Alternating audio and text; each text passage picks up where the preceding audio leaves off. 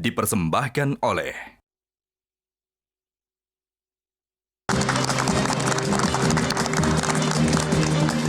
Pemirsa, kembali lagi di Hot Kontroversi, masih dalam episode Geger Vonis Eliezer. Ada LPSK di sini, Bang Hotman. Ya.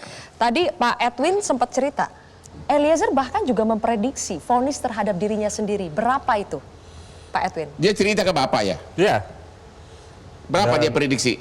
prediksi Eliezer yang paling mendekati kebenaran. Oh ya, Oh, berapa begitu. itu? Kemarin saya tanya ke Eliezer, Cat, kalau kau diponis kira-kira menurutmu berapa ponisnya? Di bawah 2 tahun, Pak. Hah? Optimis itu ya? Optimis. Kenapa Optimis dia atau bisa? dapat? Optimis atau dapat bocoran? Optimis. Oh gitu. Optimis. Kenapa bisa optimis seperti itu? Wah, kalau rasionalisasinya agak repot dia. Ah. Ya, tapi dia optimis saja bahwa dia diponis di bawah 2 tahun dan itu terbukti. Gitu. Jadi memang kemarin kami temui, mungkin Ibu juga Bapak ketemu kemarin ya? Iya. Ya, dan juga Ling-Ling. Dia ceria, biasa, santai, nggak tertekan. Jadi memang dia sangat siap untuk menghadapi vonis hari ini. Bahkan kalau lebih Tentu, atau sesuai dengan tuntutan? tentu kami juga ingatkan, bisa sebagaimana harapan, tapi juga bisa meleset. Ya. Artinya apapun vonis hakim, Richard harus siap. Gitu. Oke, Pak Edwin, kalau kita dengar dari pertimbangan hakim ya, Ya. Bang Hotman, justice collaborator lah yang The only one. the only one, sepertinya the only one. Menyelamatkan Eliezer. Benarkah begitu? Tambah Amicus Curiae. Ya. Ya, saya pikir karena hakim memperhatikan undang-undang perlindungan saksi korban. Ya. Jadi kalau kemudian kita hari ini dengar vonisnya 1,5 tahun, sebenarnya kan kalau dalam undang-undang bisa pidana percobaan. Ya. Ya. Gitu. Maksud saya ada yang lebih maksimal, lebih rendah lagi kalau memungkinkan, ya kan. Tapi hakim memilihnya 1,5 tahun. Ya, itu sudah suatu hal yang luar biasa, suatu hal yang kita syukuri ya. Karena Tapi ini kan sebelumnya, ini kan ya. membuat gini, Bang, membuat bahwa aturan tentang reward buat justice collaborator itu menjadi pasti, bukan harapan palsu. Yang oleh jaksa sepertinya nggak diindahkan ya waktu itu ya. Ya. Ya, Tanggapan Anda gimana atas sikap jaksa dalam tuntutan yang ini bukan justice collaborator, benar Ya, kan? ya. Gimana tanggapan Anda terhadap jaksa? Enggak, jaksa kemudian dalam repliknya menyatakan bahwa Richard justice collaborator. Tapi kan yang formal tertulis kan Ya, dalam replik disampaikan bahwa Richard justice collaborator hanya saja ada dilema yuridis. Dilema yuridis. Ya. yaitu Dilema yuridisnya karena jaksa masih melihatnya pada konteks perbuatan Richard. Gitu. Jadi Richard dalam konteks penerapan pasal 340 dalam konteks perbuatan eksekutor bahasanya jaksa. Jadi karena penerapan pasal dan juga peran itu yang kemudian jaksa merasa itu dilema yuridis.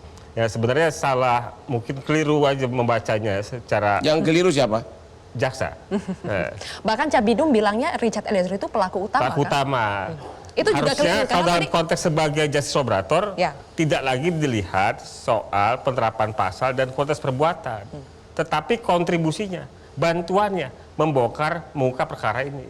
Kalau Richard tidak bicara, kita tidak saksikan Ferdy Sambo sebagai pelaku utama. Selaku pelaku utama Ya. yang utama gitu loh. Iya, Oke. kita tidak akan melihat PC kemudian divonis. Ya. Ya kan? Kita tidak mungkin akan melihat adanya ODJ, ya, obstruction of justice gitu loh. Jadi karena itu semua karena Richard yang membongkar. Oke.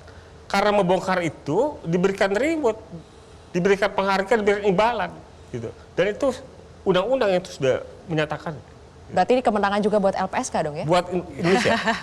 Buat Kang kita Asep. semua. Oke, kita berikan tepuk tangan dulu buat Pak Edwin.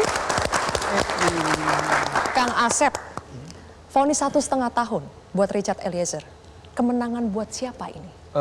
Satu catatan dulu ya. Yang pertama bagi saya justru 1,5 tahun masih berat. Masih berat? Bagi saya harusnya bebas atau lepas. Saya yakin itu ya. Bagi saya tetap harus bebas dan lepas. Tapi oke lah kita hormati ajas hukum, res judicata, perperat habetur. Ini kemenangan bagi manusia Indonesia yang berani jujur. Satu itu. Dua, kemenangan bagi ada penegak hukum yang berani mengapresiasi atas kejujuran. Ketiga, kemenangan kepada orang tua yang mendidik anaknya untuk berkata benar, jujur, dan berani. Dan itu didapatkan Ican. Mudah lahirlah Ican kemudian. Itu. Yang lebih penting lagi, sistem peradilan harus membaca, mengadopsi, ada pihak yang harus diakui, yaitu LPSK.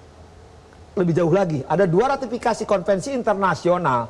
Ya, jadi jangan menganggap bahwa intervensi, bagus hakim pertimbangan di akhir kalimat kan, ini bukan bentuk intervensi, tapi keikutsertaan publik, kecintaan publik terhadap JC dan sahabat peradilan. Itu saya kira yang sangat minimal sekali, putusan yang saya apresiasi. Dan saya yakin, saya doakan tuh, junior 1 kelak jadi hakim agung. Tapi jangan ketemu Bang Hotman, hakim itu. Oke. Waktu Indosiar lu gak ngomong gitu. Kalau itu masalah jaksa bikin salah tuntutannya. Baik, tadi poinnya adalah kemenangan atas kejujuran ya. Bagaimana dengan reaksi masyarakat, netizen di luar sana soal vonis dari Richard Eliezer ini? Bang Hotman, coba kita bacakan Bang. Ternyata kejujuran masih berharga di negeri ini. Alhamdulillah kejujuran yang dihargai. Semoga keluarga almarhum Brigadir J juga menerima keputusan hakim. Ternyata kejujuran dan keadilan masih ada di Indonesia. Terima kasih para hakim dan Richard, Tuhan memberkati. Wah, ini agak panjang ini ya. Panjang banget. Dari awal dia kooperatif. Hakim bisa menilai itu karena dia juga kunci perjalanan perihal masalah almarhum Joshua bisa terbongkar. Titik sampai situ. Baik, Next, yang terakhir. Ini dia, mantap putusan hakim ketua untuk RE. Itu sudah sangat adil. Awalnya saya mengharapkan RE dibebaskan dari semua tuntutan. Namun semua kewenangan itu adalah wewenang hakim ketua. Terima kasih. Tadi hakim menyebutkan, Kang Asep, tidak ada alasan penghapus pemaaf untuk Richard Eliezer. Pasal 51 ayat 1 tidak bisa diberlakukan kepada Richard Eliezer. Tanggapan Anda? Kita hormati pendapat itu, sampai apapun juga hakim bisa berbeda pendapat, nggak ada masalah kan. Tapi saya tetap meyakini pasal 51 ayat 1, semuanya dikenal oleh guru saya nih ahli ya. Bahwa itu ajasnya jelas, idamun maupun imandat. Kenapa lahir pasal 51? Kan perbuatan membunuh, menganiaya itu nggak boleh. Maka lahirnya pasal 51 ayat 1. Isinya agar pemirsa tahu. Tidak dapat dipidana orang yang tunduk patuh taat melaksanakan perintah jabatan. Jadi ketika jabatan diperintah dengan pangkat itu, dia laksanakan. Apalagi I1 dididik di Brimob. Tidak ada kata tidak. Jadi kalau orang mengatakan perintah yang sah, baca dulu jurisprudensi mana Bet, bukunya Bet. Gak usah. Karena Profesor Gayus nggak di sini. Nggak tahu, saya nggak ada urusan. Makanya kalau jadi hakim karir dulu dari PN, belajar putusan. Ini siapa sih lu? Nggak tahu pokoknya. Jangan suka ngomong enaknya dia juga. Ada yang menarik satu lagi ya. Kemarin ada perdebatan nih, Bang Hotman. Kalau komen-komen netizen kayak gini, dukungan-dukungan dari masyarakat, itu kan street justice, bukan jadi Pak Asep, justice. apakah ini memang karena tekanan publik? Nah, pertama ya terminologi. Kalau belum bisa bahasa Inggris, baru bisa yuwas pisus pisudurinas, hodo yoho, jangan ngomong street justice. Itu apa artinya? Nggak ada. Yang ada kan social justice. Satu, sekarang undang-undang membuka dari sistem yang lama, sistem yang baru. Keikutsertaan LPSK. Atau lagi yang kedua, sahabat peradilan. Yang ngomongnya itu salah lagi ya. Amicus Curiae. Paham? Ini jagonya tuh guru saya sebelah. Ketika itu masuk, boleh diakomodir. Kita bersyukur hakim pertimbangkan. Nah, itu ini dia nih. Pasal 48, barang siapa melakukan perbuatan karena pengaruh daya paksa tidak dipidana. Ini tidak relevan ya? Harus ada tekanan itu kalau di begal. Ini nggak ada tekanan. 48. Jadi pasal 51 ayat 1. Orang yang melakukan perbuatan untuk melaksanakan perintah jabatan yang diberikan oleh penguasa yang berwenang tidak boleh dipidana. Cuma pendapat lu nggak diakui hakim, udah dia jangan banyak ngomong. Dia belum baca. Ada 8 putusan jurisprudensi Mahkamah Agung yang menggunakan pasal 51 ayat 1. Makanya bunyinya apa? De facto, de jure, di bawah otoritas, di bawah pengendalian. Makanya baca buku dulu lah, jangan banyak ngomong gitu. Tapi kali ini kamu kalah, yang menang LPSK. Enggak, tetap diuntungkan juga kan. Kalau kami nggak teriak juga para guru besar, bayangin. Para guru besar 122, sekarang hampir 500. Itu guru besar yang benar, gurunya besar, bukan omongnya yang besar. Pak Gayus di mana sih?